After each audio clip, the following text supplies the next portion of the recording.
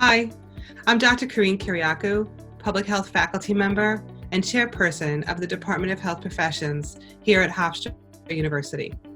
What a year 2020 has been so far. For the past 5 months, we have all seen the COVID-19 pandemic turn our lives upside down.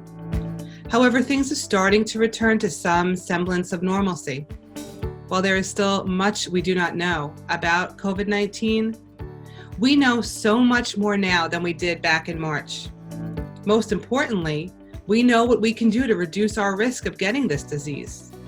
And we know the things we can do to reduce the risk to those around us. By making some physical changes to the campus, and by having all members of the Hofstra community make some personal behavior changes, we can have a safe start to the fall 2020 semester. Let's start at the beginning. What is a coronavirus? Coronaviruses are a large group of viruses. They consist of a core of genetic material surrounded by a lipid envelope with protein spikes. This gives it the appearance of a crown. Crown in Latin is called corona, and that's how these viruses get their name. There are different types of coronaviruses that cause illness in animals and humans. In humans, coronaviruses can cause respiratory infections ranging from the common cold to more severe diseases. These include the severe acute respiratory syndrome coronavirus, first identified in China in 2003, the Middle East respiratory syndrome coronavirus that was first identified in Saudi Arabia in 2012, and SARS-CoV-2, the name of the virus that causes COVID-19 that was first reported in December 2019. To reduce our risk of getting sick, we need to know how the coronavirus spreads.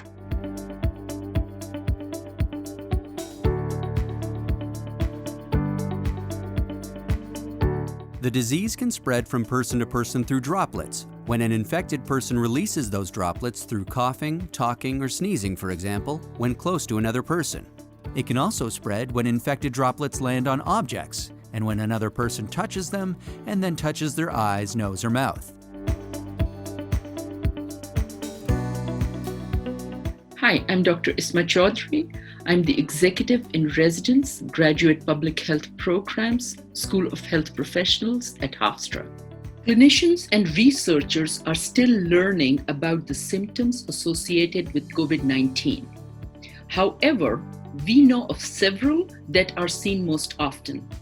We also know that the incubation can vary for different people and that individuals are most infectious even before they start having symptoms. And many people are asymptomatic and will exhibit no symptoms. It is essential that we follow all safety measures discussed in this module so we do not unknowingly infect others. The incubation period, which is the time taken from exposure to the virus and development of symptoms, is on average 5 to 6 days, but can range from 1 to 14 days. There can be a range of symptoms, from very mild to severe. Some people may not develop symptoms. Common symptoms include fever, fatigue, and respiratory symptoms such as cough, sore throat, and shortness of breath. Some people reported loss of their sense of taste or smell, and some may develop a skin rash. In more severe cases, there could be pneumonia, organ failure, and sometimes death. About 80% of cases recover from the disease without needing special treatment. But there are some people who are at risk of serious illness. They include older people or people with underlying medical problems, such as chronic respiratory disease, obesity, diabetes, high blood pressure, heart disease, or cancer. COVID-19 symptoms can vary widely. Some people have no symptoms at all, while others become so sick that they eventually need mechanical assistance to breathe. About 40% of adults are at higher risk of developing the illness and having severe symptoms. We know this because we know that in the United States, we have large proportions of older adults and younger adults with chronic illness. Those who are older may be at risk because of advanced age. Over 50 million people are over 65 in the United States. But also younger folks who have underlying serious health conditions, such as those on the screen, as well as new ones that we're finding out about, such as cancer and others, can put people at risk for severe outcomes from COVID-19. We also know that there are geographic differences. Folks who live in certain states where perhaps access is more limited also are at risk. We also know that there are economic challenges, folks who are historically uninsured, and there's new data to show that there are racial ethnic disparities due to poor health access and other reasons that actually puts them at greater risk. We all know someone who fits into one of these categories. That someone might be ourselves. So we all need to be extra vigilant about our behaviors.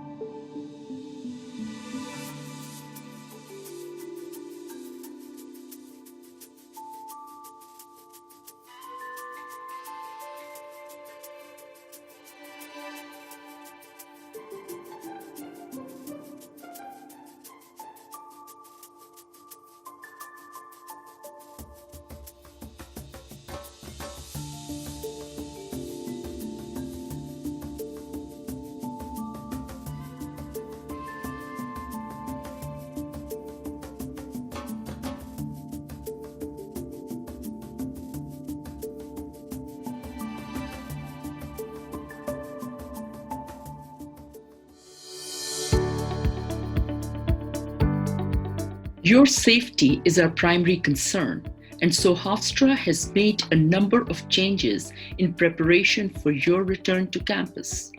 For example, we have enhanced cleaning and sanitation protocols and have established rules about wearing masks and physical distancing.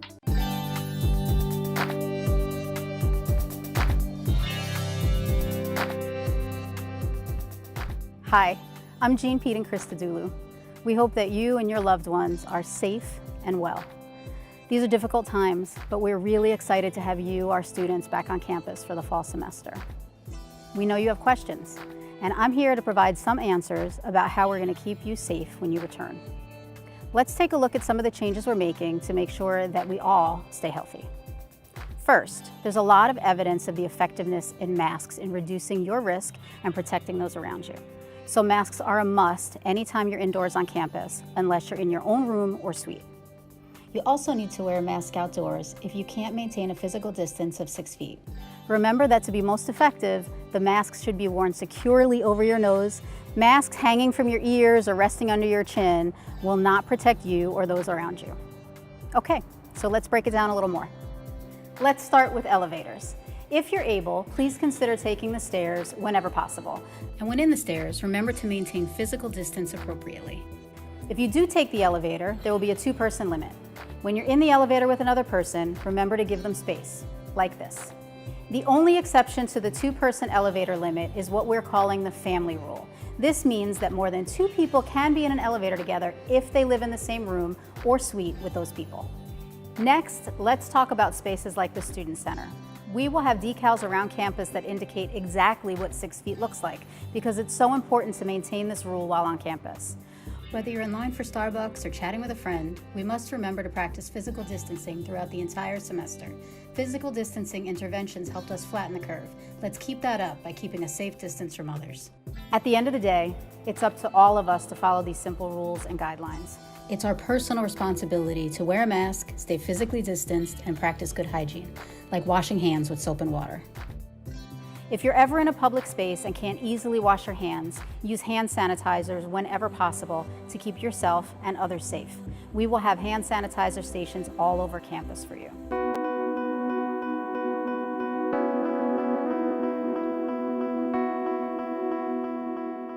Hi everyone, I'm Don Lavin, Director of Campus Operations here at Hofstra, and I'd like to share some of the preparations we're making for your safe and healthy return to campus. We know that things have been tough for you and your families, and we want you to know that we're looking forward to seeing you all back on campus, and that we're hard at work getting things ready for your safe return. One of the ways we're preparing is with enhanced cleaning and disinfecting protocols that meet CDC and New York State guidelines. We're training all our staff on these new protocols and procedures, and our custodians have been deep cleaning and disinfecting all our buildings throughout the spring and summer. Our carpenters are also in the process of installing over 500 hand sanitizer stations around campus. We've also secured 65 electrostatic disinfectant sprayers. These portable sprayers enable us to safely apply EPA-registered disinfectants quickly and effectively throughout campus, All our disinfectant wipes and sprays are EPA approved for use against COVID-19. Your continued safety is our #1 priority, so we've been gathering a large inventory of cleaning supplies, disinfectants, masks, and other personal protective equipment.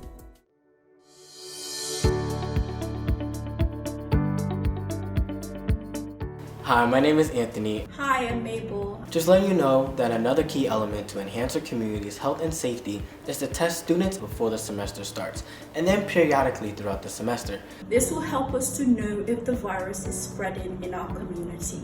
If a student tests positive, they will need to self-isolate either at home or in designated housing on campus. If a student has been around someone who recently tested positive, contact tracers will notify you so your health can be monitored and you can know to get tested.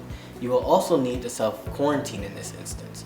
Testing, surveillance, contact tracing are public health tools that have been used for decades, and science tells us they work if everybody does their parts. It is also important to note that students and employees will have to answer a daily health screening before coming to campus or attending classes. The online screening will be available on the Hofstra portal and Hofstra smartphone app. The responses will be reviewed by the Student Health Center, which will follow up when appropriate.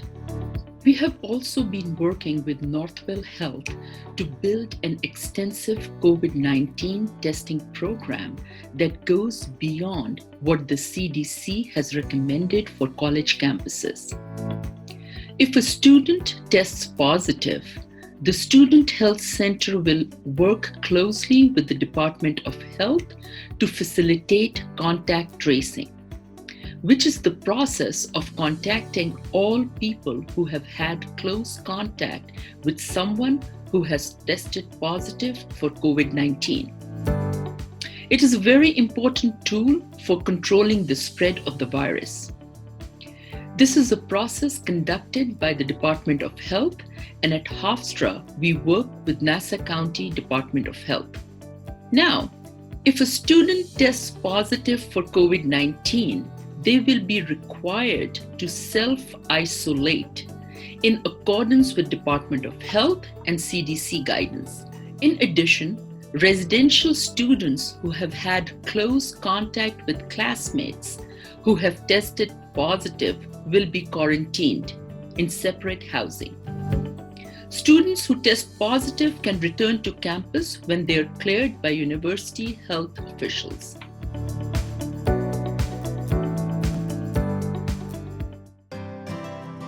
This is Mask Wearing 101, your one-stop shop for information on when to wear masks, how to properly remove and clean them, and more.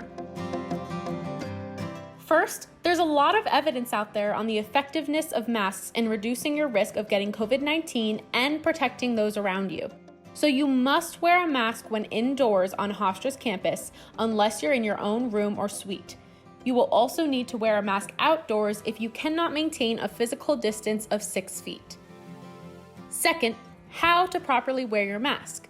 To be most effective, your mask should fit securely and cover your nose. A mask hanging from your ears or resting under your chin will not protect you or those around you. And lastly, how to remove and clean your mask. Carefully remove your mask by grasping the ear loops or untying the ties. For masks with a pair of ties, unfasten the bottom ones first. If your mask has a filter, remove it and throw it away. Then fold the mask and put it directly into the laundry or a disposable or washable laundry bag. Finally, wash your hands. It's a good idea to have at least 2 masks available to you on campus in case one is dirty or being washed. You should clean your mask after every use in order to reduce the risk of spreading germs. And if you have a disposable mask, be sure to throw it out after 1 use as well. And again, wash your hands after doing so. For more information on wearing masks on campus, visit hofstra.edu/safestart.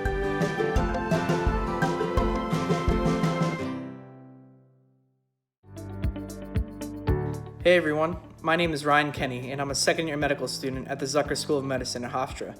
In preparation for our return to campus, self-monitoring is extremely important. We have to be in tune with our bodies.